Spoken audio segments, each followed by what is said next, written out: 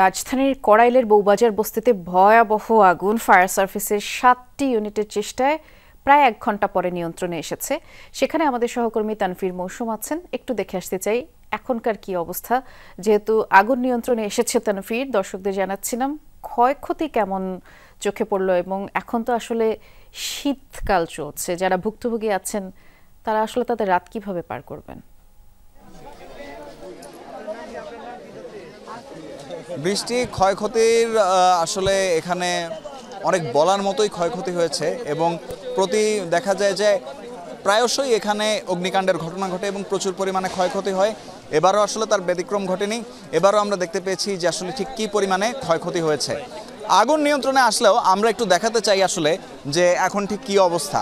এখন আসলে দেখা যাচ্ছে যে আসলে কী পরিমাণ ক্ষয়ক্ষতি। কোনো কিছুই আসলে অবশিষ্ট নেই, সব কিছুই আসলে আগুনে একদম ছাই হয়ে গেছে। কোনো কিছুই এখানে কেউ আসলে পাচ্ছেন না। এখানে অনেকেরই থাকার জায়গা ছিল, অনেকে বাড়িতে থাকতো, কিন্তু দেখা গেছে যে তাদের পুরো বাড়ি আসলে আগুনে মাটির সাথে মিশে গিয়েছে এবং তাদের বাড়ির ভিতরে ব্যবহার্য যা কিছু ছিল, যেসব জিনিস তারা তাদের ঘরের যে কোনো জিনিসপত্র, কোনো জিনিসই আসলে কিন্তু এই আগুনে অক্ষত থাকেনি। সবগুলো জিনিসই আসলে আগুনে পুড়ে গেছে এবং সব কিছু আসলে আগুনে পুড়ে যাওয়ার পর আমরা দেখতে পাচ্ছি যে এখানে মাটির মধ্যে সব কিছু আসলে পড়ে আছে ধ্বংসস্তূপের মতো। এবং এর মধ্যেও আসলে প্রত্যেকে এই কড়াইলে যারা যারা আছেন প্রত্যেকেই আসলে চেষ্টা করছেন যে কিভাবে কদ্দূর তারা আসলে তাদের যে জিনিসপত্রগুলো আছে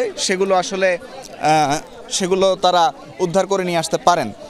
তবে তাদের আমরা দেখেছি যে আসলে তাদের যে অবস্থা এবং তারা যেভাবে আসলে কাজ করে চলছেন তাতে আসলে মনে হচ্ছে যে এখানে আসলে তেমন কিছু এখনো অক্ষত নেই এবং আসলে জিনিসপত্র আসলে উদ্ধার করার চাইতে আজকে রাতটা তারা কোথায় কাটাবেন সেটাই এখন আসলে তাদের জন্য অনেক বড় দুশ্চিন্তার বিষয় হয়ে দাঁড়িয়েছে। বৃষ্টি, সেটাই দেখছিলাম আমরা। ধন্যবাদ আপনাকে তানফির।